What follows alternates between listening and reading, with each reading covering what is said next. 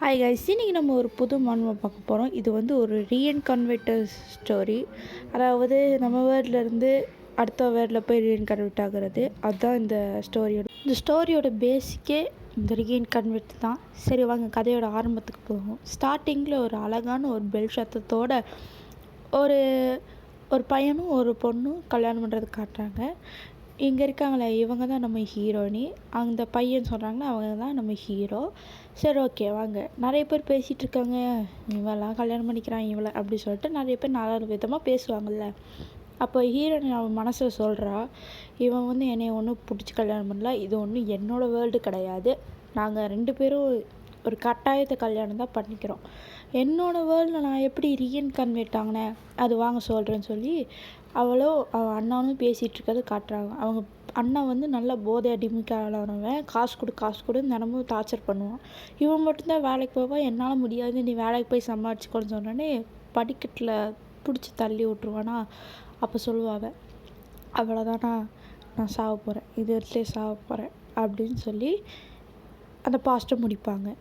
அப்புறம் அந்த பாஸ்ட் வந்து கண்ணை முழிச்சு பார்த்தா, இவ யார் இவ்வளோ அழகாக இருக்கா, நானா இது இந்த உடம்புல நான் என்ன பண்ணுறேன் அப்படி சொல்லிட்டு நிறைய பேசிகிட்டு இருப்பா. அப்போது ஒரு மெய்டு வந்து எடித் அப்படின்னு கூப்பிட்றாங்க.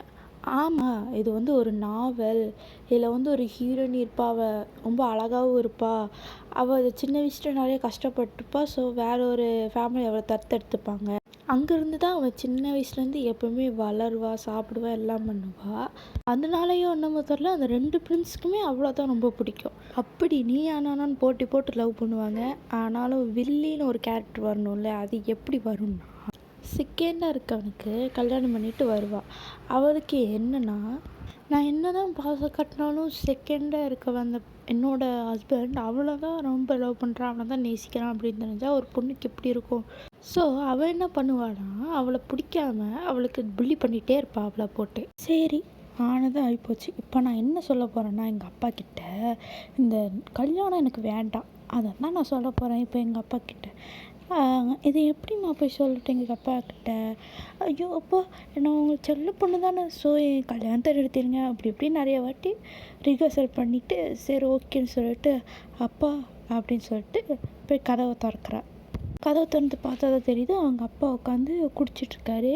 அவர் ஒரு பார்வை தான் பார்த்தாரு. பார்த்த உடனே என்ன இது எனக்கு ரொம்ப சிவரிங் இருக்குது, பார்த்தோன்னே ஏன் இப்படி ஆகுது அப்படி சொல்லிட்டு பார்த்தா இந்த எதித் அந்த உலகத்தில் இருக்க எதித்தோட ஃப்ளாஷ், அதாவது ஞாபகம்லாம் வருது. இந்த வீட்டில் அவள் எப்படி வளர்ந்தா, என்ன பண்ணாங்கன்னு. அவள் எப்பவுமே ஒரு ரூமில் போட்டு அடித்து வச்சு டப்பு டப்புன்னு அடிச்சிட்ருப்பாங்க. அப்புறம் ஒளிய உலகத்துக்கு எப்படி காட்டுவாங்கன்னா, இப்போ ஒரு பணக்காரி ரொம்ப ஆடம்பரமாக தான் ட்ரெஸ் போட்டு நிறைய பேரை வெளியாக தான் எல்லாத்தையும் டீஸ் பண்ணிகிட்ருப்பா அப்படின்னு காட்டுறாங்க. ஆனால் வீட்டுக்கு வந்தால் தான் தெரியும் அவளை போட்டு எப்படி புல்லி பண்ணிகிட்ருப்பாங்க அப்படின்னு. அப்புறம் எதித் அப்படின்னு சொல்லிட்டு அவங்க அப்பா கீழே கையை தட்டி, நான் சொல்கிறவனுக்கு தான் நீ கழுத்தை நீட்டணும், அப்புறமேல் பேசலாம் அப்படி சொல்லி பார்த்தா அவங்க வந்து அந்த மேன்ஷனுக்கு போயிடுவாங்க.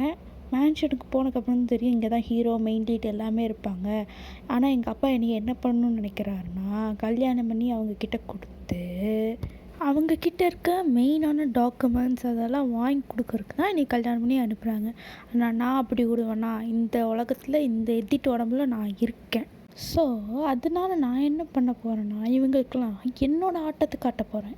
ஸோ அப்படியே இந்த மான்வாவோட ஃபஸ்ட் எபிசோடு முடியுது. உங்களுக்கெல்லாம் இது பிடிச்சிருந்துச்சுன்னா ஸோ கமெண்ட் பண்ணுங்கள், போடலாம் அடுத்தடுத்த எபிசோடு அப்படின்னு. சரி ஓகேன்னு அடுத்தடுத்த எபிசோடு நானும் உங்களுக்கு பிடிச்சாதான் போடுவேன்.